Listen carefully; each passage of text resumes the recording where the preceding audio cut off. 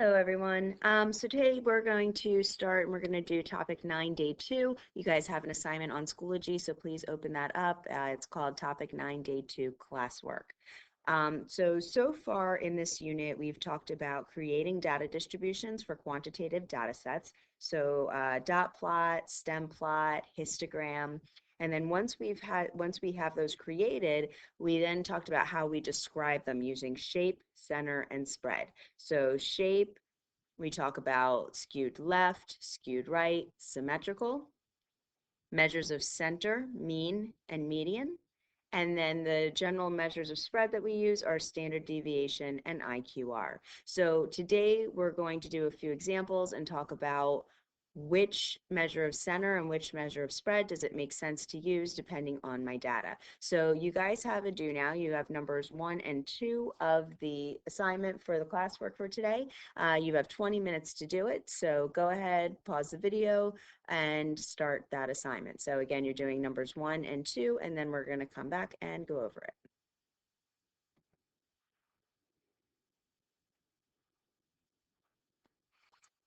All right, time is up. So let's go ahead and well, before we go over this, let's look at our countdown to winter break.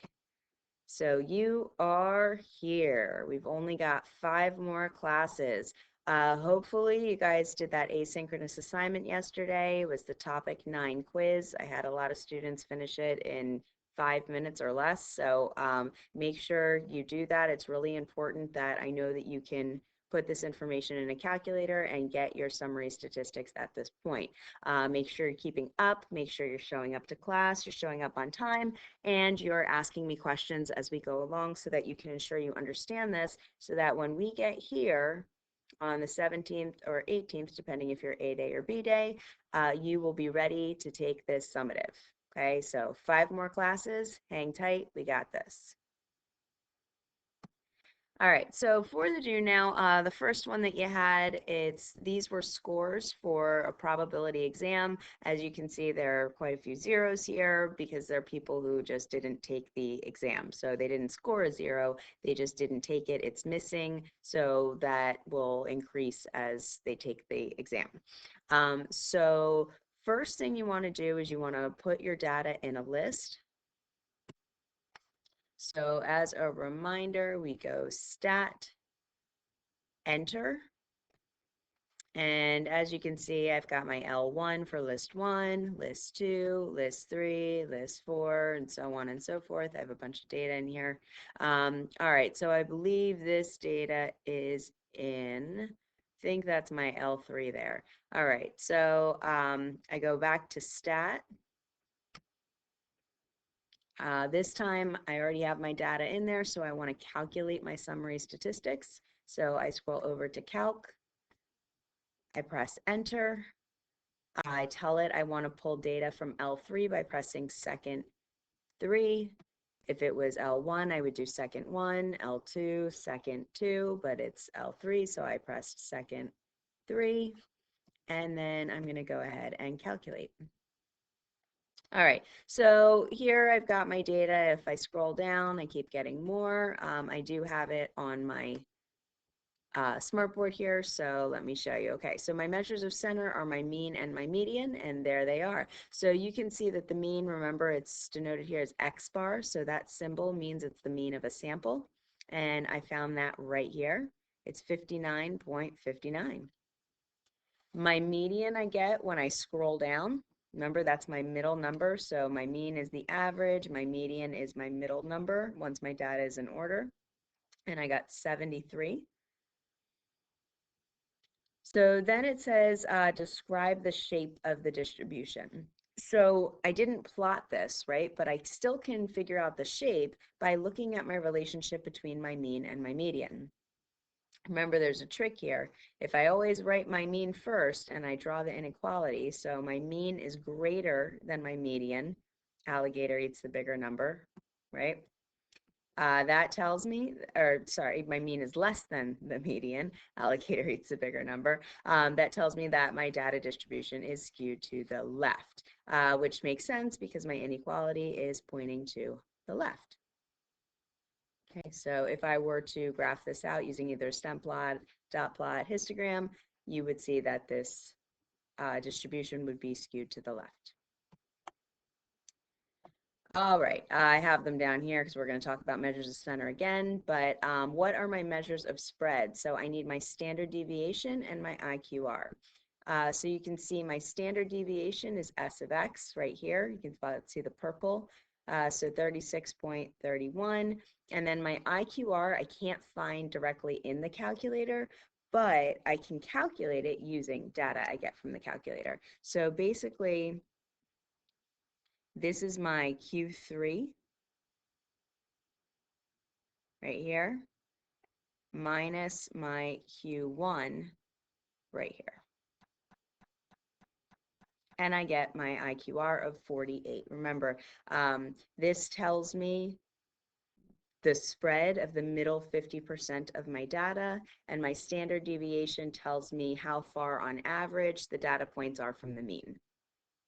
So spread, again, I want you to think of like variability, right? If I go and take a survey of the ages in this classroom, right? I'm going to have a very small spread.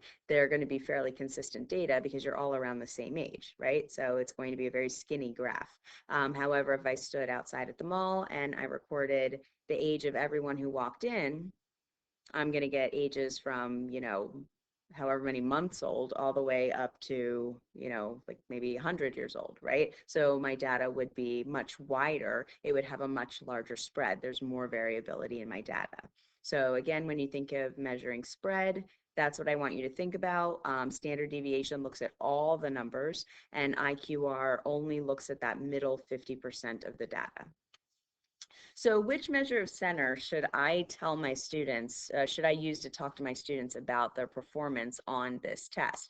So looking back here, which is a better representative? If I tell students, should I say, oh, you guys didn't do so great, like it looks like we have an average of 59.59, so that's actually a failing grade right there. So you guys didn't do so well.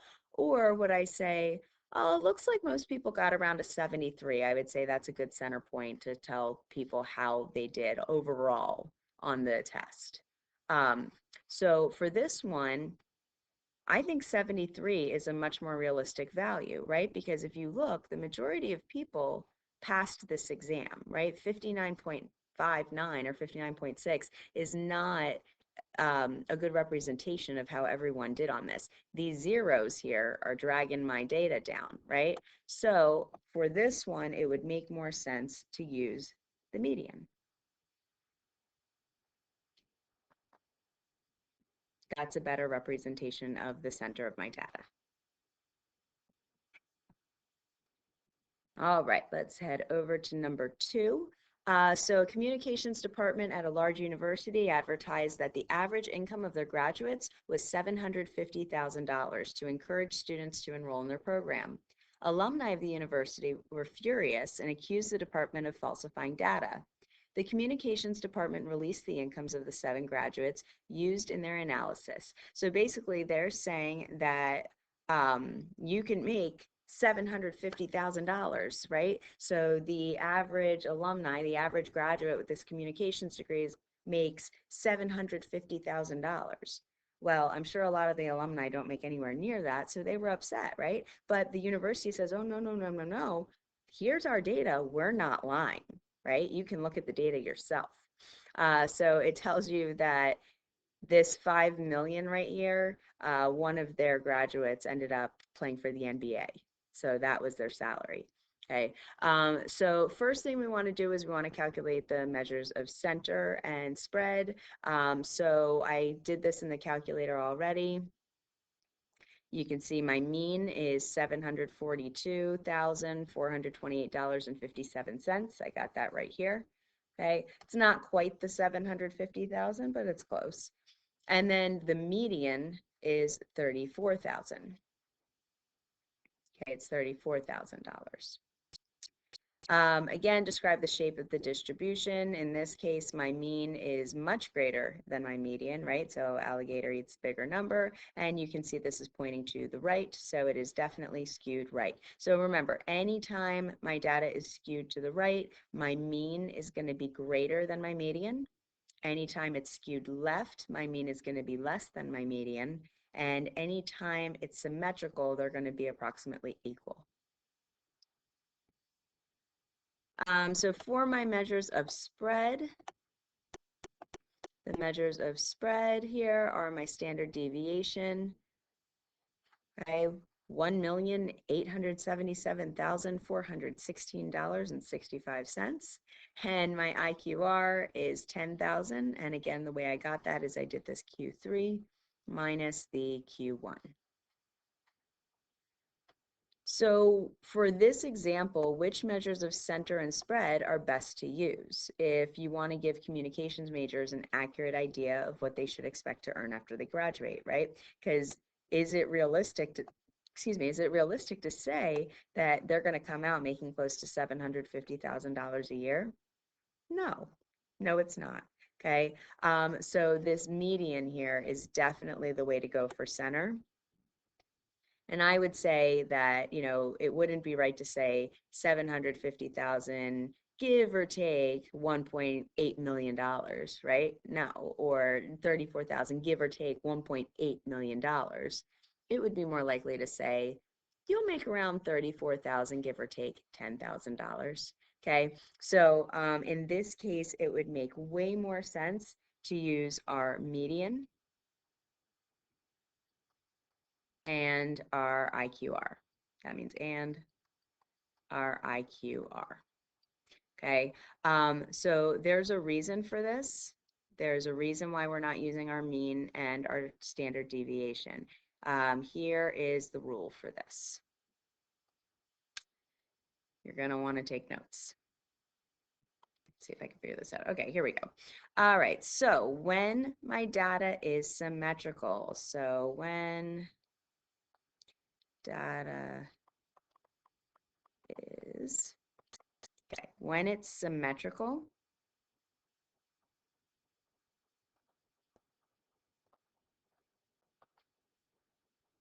we use we'll make a little chart here, okay, for a measure of center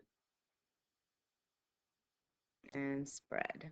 All right, so when our data is symmetrical, the measure of center that we use is the mean.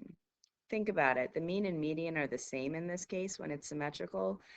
So it really doesn't matter which one we use, but generally we would just go with the mean. The mean would be more accurate if they're not exactly equal.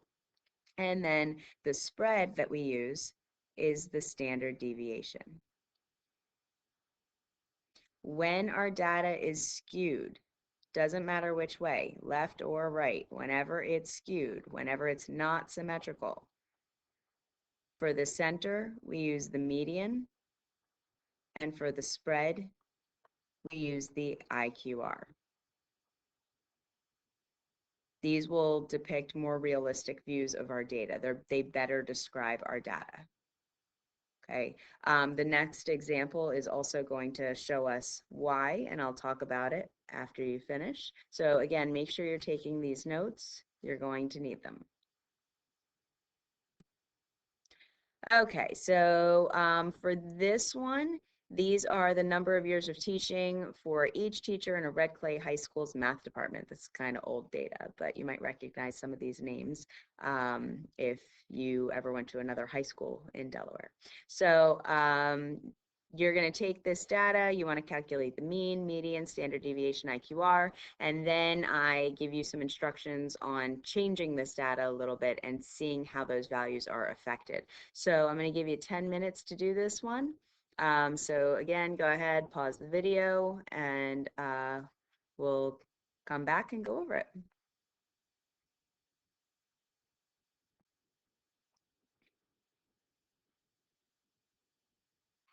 Okay, and we're back. So this is the data you should have gotten from your calculator. If you put all these in, you get your mean, your median, standard deviation, and IQR. If you just said 17.38, I know I've been going out 2 decimals a lot here. That's perfectly fine, okay? Just make sure you're rounding appropriately. Go out at least 2 decimal places, though. All right, so mean, median, standard deviation, IQR. All right, so I just put those, these were my original numbers, just so that you can see them all in one place, okay? So if Mrs. Malatesta taught for 50 years rather than 34 years, calculate the new measures of center and spread and comment on your findings. So basically, we're looking at this right here, okay? Malatesta is the one who taught the longest. So we're saying that she taught for 34 years. What if she actually taught for 50 years? Okay, that's a long time to teach. But let's say she taught for 50 years. So we're taking our largest value and we're making it larger. What happens to these values when we do that? Okay, so if you changed it in your calculator, these are the new values you should have gotten. So my mean, my median, my standard deviation, and my IQR. So let's talk about what happens here. Okay, so when we take our largest value and we make it even larger, what happened to my mean? My mean increased here. Okay, so it doesn't necessarily matter how much for this case. What I need you to know is that the mean increased,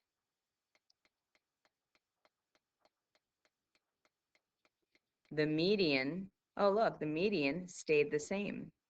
It was not affected. So the median stayed the same.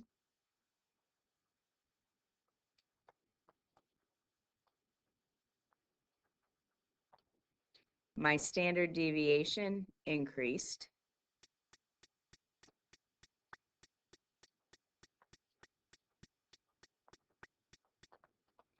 And my IQR stayed the same.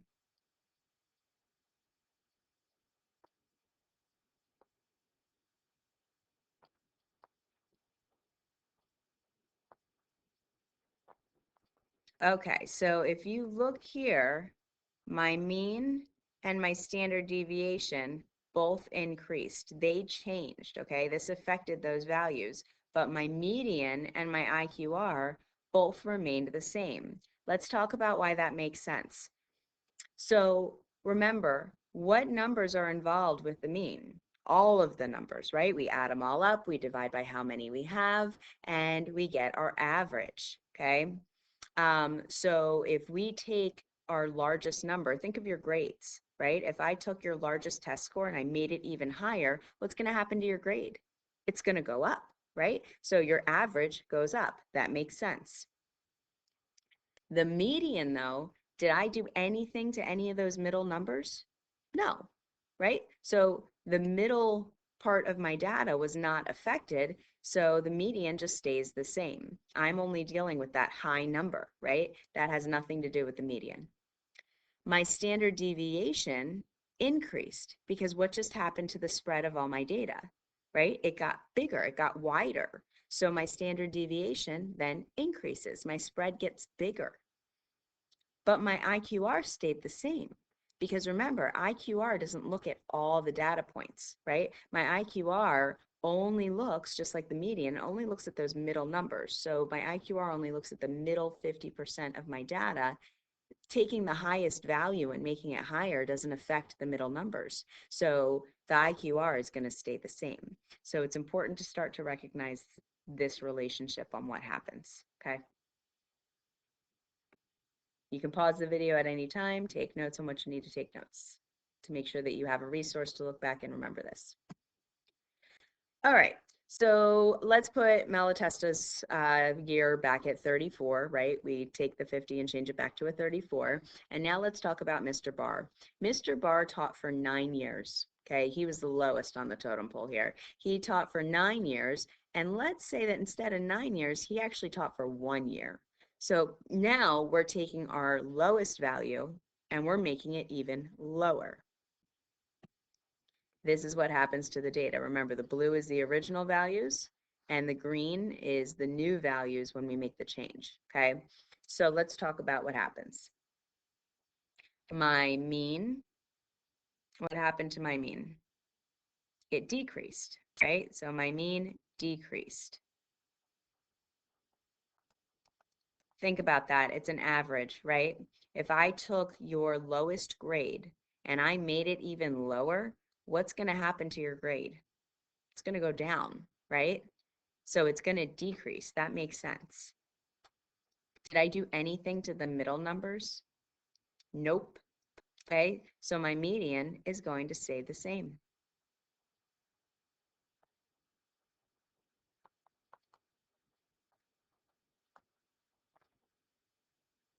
My standard deviation increased.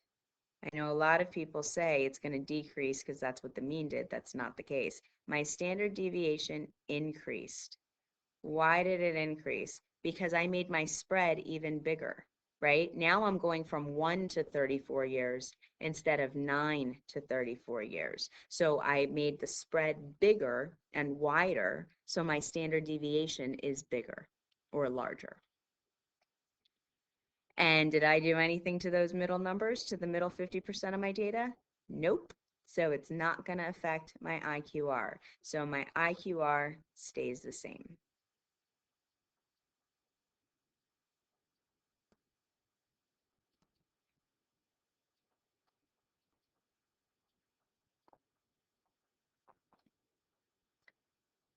All right, so again, make sure you're writing this down. Make sure that you understand these concepts here.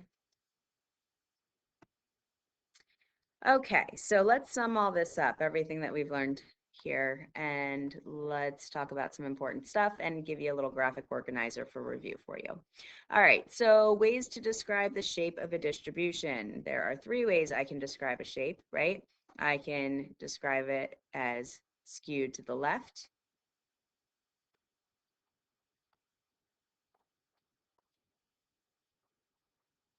And when it's skewed left, you might want to make a little note that my mean is less than my median. It could be symmetrical.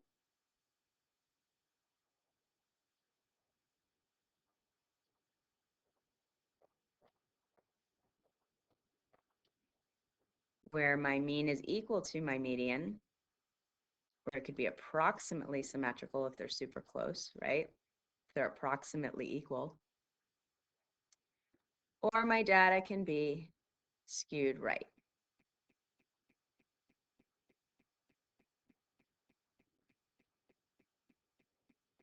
Where my mean is greater than my median.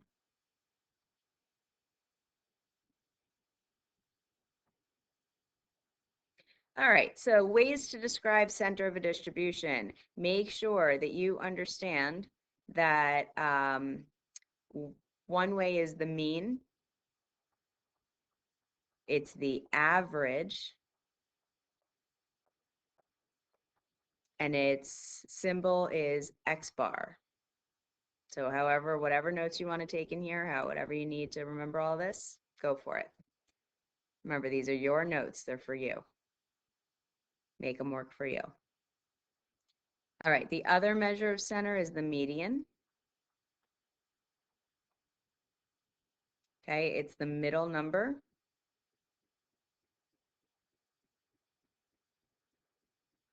When my data is in order.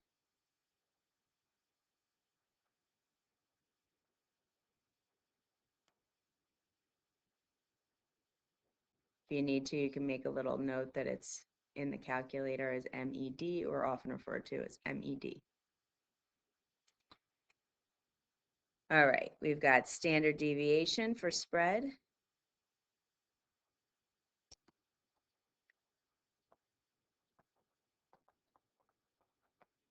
Okay, its symbol is S, or X of X. And IQR, interquartile range, and you probably want to make a note that it is equal to Q3 minus Q1. All right, so we've got shape and center, right? Mean, median, and spread. Standard deviation, IQR.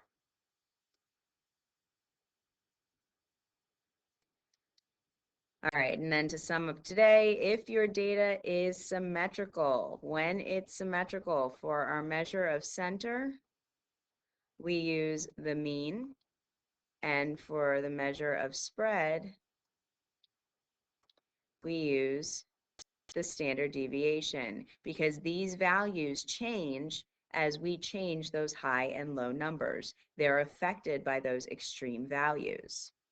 If my data is skewed, that means that I have those extreme values. I have those really high or really low numbers. So the better way to explain the data, or the better way to depict the data, is for center, we use the median, and for spread, we use the IQR. Because remember, they didn't change when we did stuff to the really high or really low values. They are resistant to those extreme values.